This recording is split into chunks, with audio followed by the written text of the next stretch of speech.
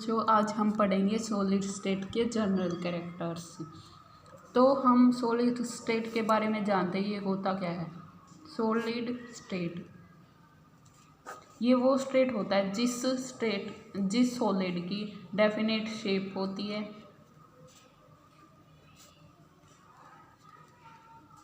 Definite volume,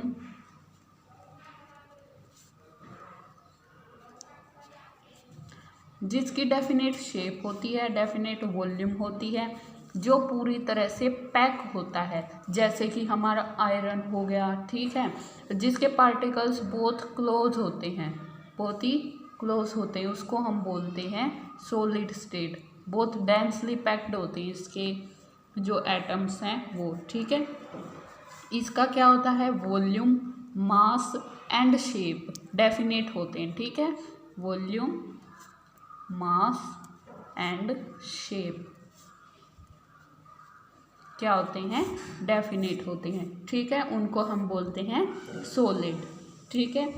जो इनके बीच का जो एटम्स हैं, इनके बीच का इंटरमोलिक्यूलर डिस्टेंस है वो बहुत ही छोटा होता है। क्या होता है, बहुत ही शॉर्ट होता है। जैसे कि ये एटम है और ये एटम है सॉलिड का, ठीक है। तो इनके बीच का जो डिस्टेंस है, ये डिस्टेंस लगभग नेग्लिजिबल होता है, ठीक है।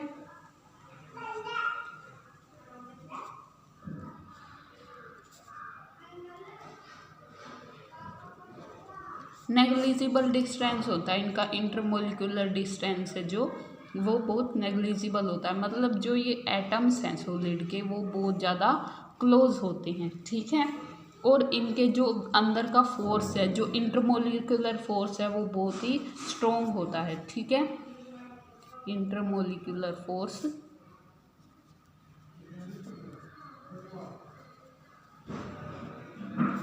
Is very strong, so they are hard. Intermolecular force बहुत ज़्यादा स्ट्रॉन्ग हो गया, इसकी वजह से जो सॉलिड हैं हमारे बहुत ज़्यादा हार्ड होते हैं, ठीक है। जो हमारे पार्टिकल्स हैं, यानी कि जो एटम्स हैं जो सॉलिड स्टेट में प्रेजेंट होते हैं, वो अपनी पोजीशन पे सिर्फ ओसिलेट करते हैं, मींस इधर इधर, सिर्फ ओनली बहुत कम वाइब्रेशन होती है, ठीक है, नेग्लिजिबल वाइब्रेशन।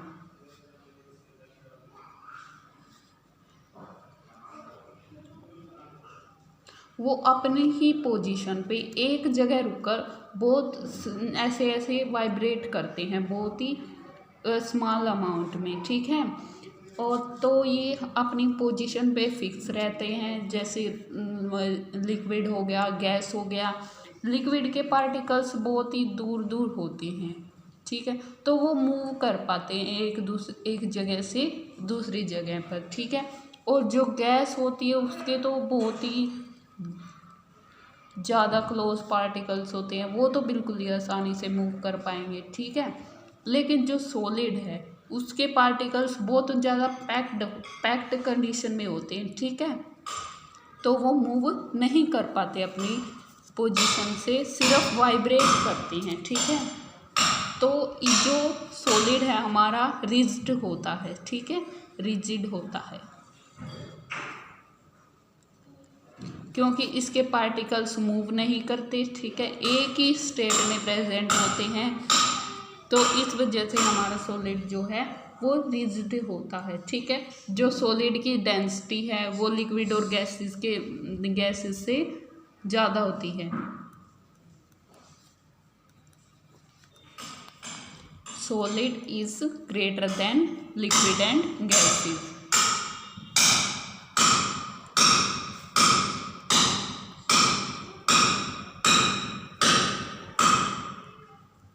जो हमारी डेंसिटी है सॉलिड की वो ज़्यादा होती है लिक्विड और गैसेस से, ठीक है। जो सॉलिड हैं वो डिफ्यूज़ करते हैं बहुत ज़्यादा स्लोली।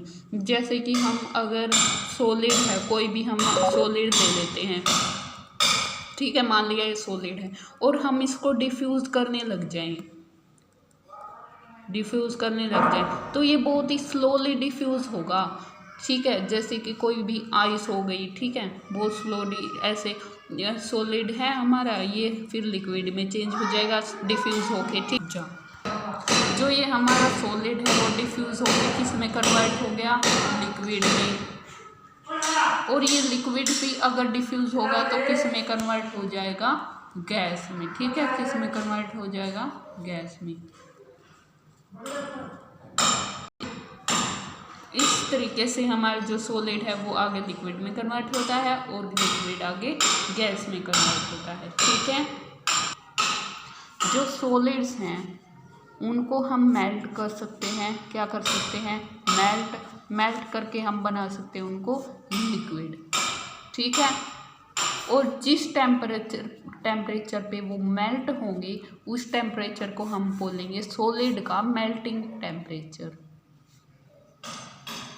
मेल्टिंग टेम्परेचर या मेल्टिंग पॉइंट, उसको हम बोलेंगे सॉलिड का मेल्टिंग पॉइंट। ठीक है, जो मेल्टिंग पॉइंट है सॉलिड का वो ज़्यादा होता है लिक्विड और गैस के कंपैरिजन में। ठीक है, क्योंकि सॉलिड के पार्टिकल्स हैं ज़्यादा क्लोज प्रेजेंट होते हैं, बहुत ही डेंसली पैक्ड होते हैं। ठीक है, इनके इंटरमोलिकुलर फोर्सेस हैं वो बहुत ज़्यादा होते हैं as compare to liquid and gas. ठीक है, जो हमारा इसके इंटरमोलिकुलर फोर्स है वो बहुत ज़्यादा होते हैं एज़ कम्पेयर टू लिक्विड और गैस के। ठीक है, इसका मेल्टिंग पॉइंट बहुत ज़्यादा हाई होता है, थर्मल पावर इसकी बहुत ज़्यादा हाई होती है। तो ये थे हमारे कुछ जनरल कैरेक्टर सॉलिड स्टेट के। आगे हम पढ़ेंगे क्लासिफिकेशन ऑफ सॉलिड अगली वीडियो में।